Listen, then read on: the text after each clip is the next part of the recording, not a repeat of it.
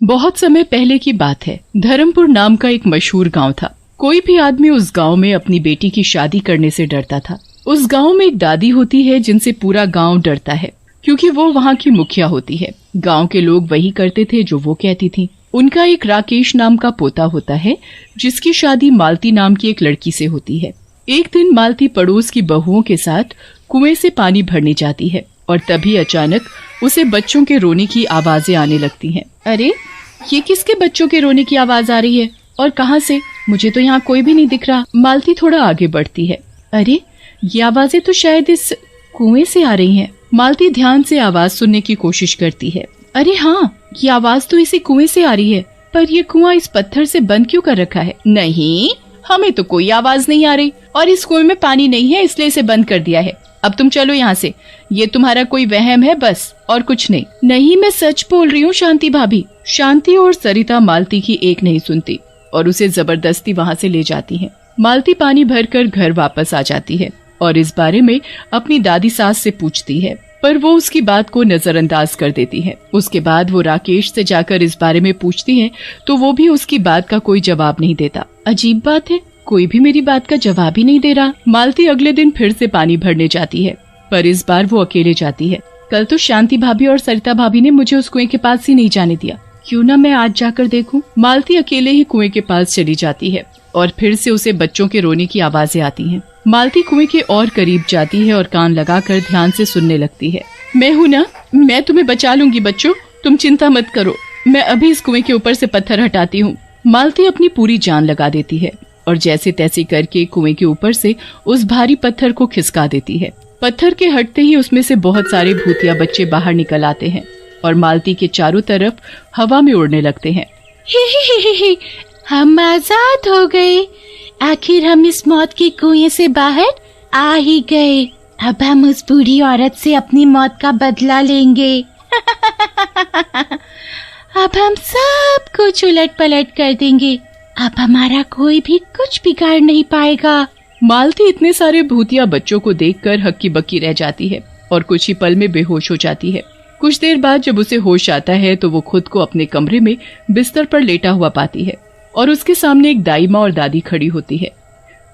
राकेश, वो भूत नहीं, वो भूत बच्चे। तुम शांत हो जाओ मालती और मेरी बात ध्यान से सुनो। तुम्हें अब टेंशन बिल्कुल भी नहीं लेनी, वरना तुम्हारी सेहत पर बुरा असर होगा। ऐसा क्या हुआ मुझे? कुछ घबराने की बात नहीं है, तुम माँ बनने वाली हो। क्या सच में? मैं और माँ? ये तो बहुत ही खुशी की बात है। अब अपना और अपने बच्चे का खूब अच्छे से ध्यान रखियो, आखिर मेरा पोता आने वाला है। पोती भी तो हो सकती है दादी। मैंने बोला ना, पोता होगा तो बस पोता होगा। और अब तू इस घर से बाहर नहीं जाएगी जब तक बच्चा नहीं हो जाता। तू इस घर के बाहर कदम भी नहीं रखेगी। उस दिन राकेश काम पर नहीं जाता, इसलिए मालती पूरा दिन उसके साथ ही बिताती है। रात को जब मालती सोने के लिए बिस्तर पर लेटती है तो उसे नींद नहीं आती, इसलिए वो खिड़की पर जाकर खड़ी हो जाती है और तभी उसे कुछ बच्चों के हंसने की आवाजें आती हैं। कौन है यहाँ? कहाँ हो तुम बच्चों? मेरे सामने आओ। मालती के इतना कहते ही कुएं के वही भूतिया बच्चे उसके सामने आ जाते हैं और उसके चारों ओर हवा में उड़ने लगते हैं। जाओ जाओ यहाँ से। राकेश, उठो राकेश, देखो वही भूतिया बच्चे। मुझे बचाओ राकेश, मुझे बचाओ। कोई नहीं आएगा तुझे बचाने। हमें सब पता है कि तू भी माँ बनने वाली है। अब तो हमें तेरे बच्चे के आने का इंतजार है। जैसे ही वो इस दुनिया में आएगी, हम उसे अपने साथ ले जाएंगे। ऐसा क्यों कर रहे हो तुम मेरे साथ? मैंने तुम्हारा क्या बिगाड़ा है? अब तो हमें मौका मिला है अपनी मौत का बदला लेने का। तुम ऐसे क्यों बोल रहे हो? प्लीज मेरे साथ ऐसा मत करो। मेरा बच्चा मेरे लिए सब कुछ है। पर उसे आखिरकार हम बच्चों में शामिल तो होना ही पड़ेगा। तुम उसे हमसे कभी नहीं बचा पाओगी। मालती जोर से चिल्लाती है और उसकी आवाज सुनकर राकेश की आंख खुल जाती है और वो भूतिया बच्चे भी वहाँ से गायब हो जाते हैं। क्या हुआ मालती, तुम चिल्लाई क्यों? वो भूतिया बच्चे यहाँ आए थे राकेश। वो कितने डरावने थे और वो मुझे बोल रहे थे कि वो मेरे बच्चे को अपने साथ ले जाएंगे। मैं उनको अपना बच्चा नहीं दूंगी। कुछ नहीं होगा हमारे बच्चे को मालती, तुम बिल्कुल चिंता मत करो। मैं आज ही दादी से कहकर पंडित से तुम्हें झाड़ा लगवाता हूँ, फिर देखना सब ठीक हो जाएगा। सच में? फिर वो मेरे बच्चे को नहीं ले जाएंगे ना? नहीं मालती नहीं, चलो अब चुपचाप सो जाओ। राकेश और मालती सो जाते हैं। अगली सुबह राकेश अपनी दादी के पास जाता है और उनको सारी बात बताता है। दादी, मालती बहुत परेशान है और ऊपर से वो भूतिया बच्चे जो उसे बार बार दिखते हैं। देख राकेश बेटा, जो भी हो उसे एक ना एक दिन सब पता तो चलना ही है। पर दादी, क्या हमारे साथ भी वही किया जाएगा जो सबके साथ होता है? इस गांव के नियम सबके लिए एक जैसे हैं, चाहे वो मेरा पोता ही क्यों ना हो। और हाँ, और तू ये उल्टी बात सोच ही क्यों रहा है? ऐसे सोच कि वो नौबत ही ना आए। जी दादी। राकेश वहाँ से उदास होकर काम पर चला जाता है। मालती घर में अकेली बैठी इधर उधर की बातें सोच सोच कर परेशान होती रहती है। उसे बार बार वही भूतिया बच्चे दिखते थे। वो सबको इसके बारे में बताती थी, पर पता नहीं क्यों कोई इस बात पर ठीक से जवाब नहीं देता था। उसे अक्सर वो बच्चे दिखते थे जो उससे हमेशा उसके बच्चे को ले जाने की बात करते थे। ऐसे ही 9 महीने बीत जाते हैं और मालती की तबीयत बिगड़ने लगती है। घर में सब बाहर गए होते हैं। मालती जल्दी से शांति और सरिता भाभी को बुलाकर लाती है। मालती एक बेटी को जन्म देती है। मालती की खुशी का ठिकाना ही नहीं होता, पर शांति और सरिता के चेहरे उतरे हुए होते हैं। रात को जब मालती अपने बच्चों को खिला रही होती है तो वही भूतिया बच्चे मालती के कमरे में आ जाते हैं और उससे उसका एक बच्चा मांगने लगते हैं। नहीं दूंगी मैं मेरा बच्चा, जाओ यहाँ से। बच्चा तो तुमको देना ही पड़ेगा। आज हमें भी मौका मिला है बुढ़िया से अपनी मौत का बदला लेने का। एक को वो मार देगी और एक को हम। आखिर तुम मेरी दादी सास को ऐसे क्यों बोल रहे हो? वो तो इतनी अच्छी है। जल्दी तुम्हें पता चल जाएगा तुम्हारी दादी सास का सच। कौन सा सच? तुम्हें दादी का कौन सा सच पता है? उनकी वजह से आज हमारी ये हालत है। उन्होंने हमें मार डाला। ये क्या बकवास है? वो बहुत अच्छी है। अच्छी है?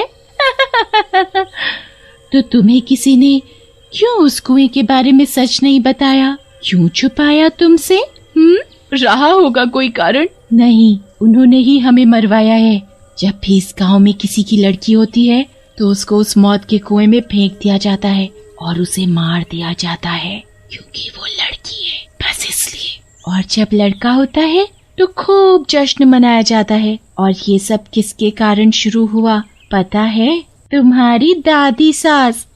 नहीं, ये सब झूठ है। अगर ये बात सच हुई तो मैं इनको खुद सबक सिखाऊंगी। अगर मेरी दादी सास ने ये सब किया है तो अच्छा नहीं होगा। हमें तुम पर यकीन नहीं?